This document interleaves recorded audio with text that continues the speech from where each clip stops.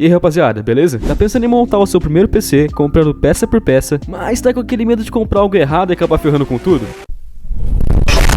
Então esse vídeo é pra você. Vou te ensinar como escolher as peças com foco em desempenho, compatibilidade e custo-benefício, te ensinando a ordem certa de cada escolha e o porquê de cada decisão. Também te falando sobre os principais erros que a maioria das pessoas cometem na primeira vez que vão montar o seu PC. Então já deixa o like, se inscreve no canal e bora pro vídeo. Antes de comprar qualquer peça, defina seu orçamento e objetivos. Por exemplo, com cerca de R$3.000, com peças nacionais, você consegue montar um PC com um gráfico integrado até no máximo uma placa de vídeo ali de entrada. Com 5.000 você já consegue montar ali um PC intermediário e caramba, acima de 7.000, facilmente um PC high-end. Mas em todos os casos você não pode gastar sem planejar. Ou seja, você não pode gastar de monte no processador e deixar apenas, sei lá, R$500 para comprar uma placa de vídeo. Tem que haver ali uma proporcionalidade no tanto que você vai gastar em cada peça. Bom, tendo o orçamento bem definido, bora para a escolha de peças. E a primeira escolha que você deve fazer é em relação ao processador. É com base nessa escolha que você vai estar definindo qual sua placa-mãe, sua memória RAM, também a placa de vídeo que vai estar acompanhando ele e todo o restante do PC. E na hora de escolher ele, presta bastante atenção na geração do processador que você está pesquisando. Sempre busque processadores de gerações mais recentes, ou seja, para Intel vai acima da 12ª geração e para AMD acima da 5ª. Outra coisa, se você está querendo jogar, o mínimo são modelos com 6 núcleos e 12 threads. Assim, 4/8 até vai, mas de preferência 6/12. Outro detalhe é que processadores com final F da Intel ou sem o G da AMD não tem vídeo integrado. Então você vai precisar de uma placa de vídeo dedicada e se você inventar de ligar ele antes de colocar uma placa de vídeo, obviamente não vai dar imagem. E o mais importante, evita gargalo com as outras peças. Como eu já falei antes, não adianta você ir atrás de uma placa de vídeo muito potente e um processador muito fraco, ou um processador muito potente e uma placa de vídeo muito fraca. Por isso que é bom você definir um bom processador antes de definir uma boa placa de vídeo.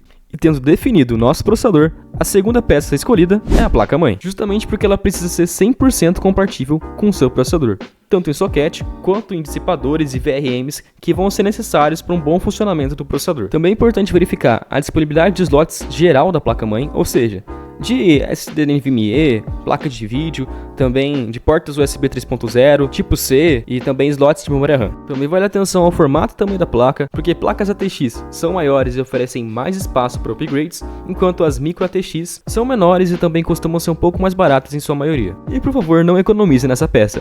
Uma placa-mãe ruim pode ferrar tudo o teu sistema. E a terceira peça que nós vamos escolher é a memória RAM, que vai ser definida com base na quantidade de slots que a sua placa-mãe tem e também em qual modelo de memória RAM que ela aceita. Se vai ser DDR4, DDR5 e etc. E o mínimo de RAM que você deve ter para estar jogando atualmente é 16 GB e 32 para aqueles que estão buscando fazer um streaming ou coisa do tipo. Outra peça muito importante é o cooler. Processadores básicos já vêm com o Cooler Box, então você não precisa se preocupar tanto. Já para processadores mais caros, é importante você estar indo atrás de um bom water cooler. E finalmente chegamos naquela peça que todo mundo quer comprar e que todo mundo valoriza quando quer montar um PC gamer, ou seja, a placa de vídeo. E aqui não tem segredo, é só você ir em busca de placas de vídeo que estão dentro do seu orçamento e que vão ter uma boa sinergia com o seu processador. Então é só ir atrás de testes e benchmarks na internet, sempre buscando uma GPU que não vai dar gargalo com o seu processador. Uma coisa muito importante, a maioria dos jogos de hoje em dia necessitam de pelo menos 8 GB de VRAM na placa de vídeo para que eles possam rodar de forma decente. E não tem por que cair na briga de AMD versus Nvidia. Ambas essas marcas produzem ótimas placas de vídeo e é tudo questão de custo do momento. Então se estiver na dúvida entre uma RX 7600 ou uma 4060, cara, vai na que tiver mais barata aí que não tem muito segredo. E agora outra peça que, cara, é uma das mais importantes, mas muita gente negligencia, é a fonte. Nunca economize numa fonte. Sempre vá atrás de fontes de boas marcas, com selo 80+ e, por favor, com PFC ativo. Nunca vá atrás daquelas fontes com chavezinha seletora, isso aí é só uma bomba. E se você não sabe calcular qual que é o consumo energético do seu PC, tem diversos sites na internet que podem te ajudar a fazer esse cálculo. Um exemplo deles é o PC Builds, que é o site que eu utilizo, mas assim, tem diversos outros sites aí na internet que você pode estar acessando. Taca aí no Google PSU Calculator e seja feliz. Tendo esse cálculo feito, fica fácil. Só você pegar esse valor total, multiplicar por 1.5 e assim você tem mais ou menos uma base de fonte para sendo comprada. Dando um rápido exemplo prático, para um PC que consuma cerca de 350 watts, uma fonte de 500 watts está de ótimo tamanho.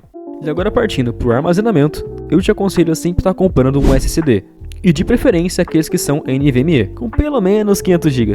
Que já vai estar sendo o suficiente para estar baixando alguns jogos até mesmo mais pesados. E já te aconselharia também a pensar no upgrade futuro, como a adição de um outro SSD de 500 GB ou até mesmo de 1 TB. E por fim chegamos naquela última peça que é a principal por deixar nosso setup todo bonito, que é o gabinete. E aqui é basicamente uma questão de gosto. Você pode escolher aquele que você acha mais bonito, que vai encaixar mais com o seu setup, mas também tem alguns detalhes que são bem importantes. Escolha o seu gabinete também baseado no tamanho da sua placa-mãe, ou seja, se ela é ATX, Micro ATX ou ITX, e também de acordo com o tamanho da sua GPU, porque não vai ser legal se você sair cortando o seu gabinete, furando e tudo mais, para conseguir fazer as peças caberem dentro. Também é interessante você dar uma olhada nos tipos de watercooler que ele suporta, seja na frente, em cima ou atrás, e também quantos fãs eles são possíveis de estar sendo instalados, né, quais são os locais, para assim você estar tendo uma boa refrigeração total dos componentes. E um último detalhe, sempre busque gabinetes que tenham a fonte embaixo, já que isso vai garantir que todo o ar quente que está saindo da fonte não vai ser lançado em cima da placa-mãe, da placa de vídeo e tudo mais.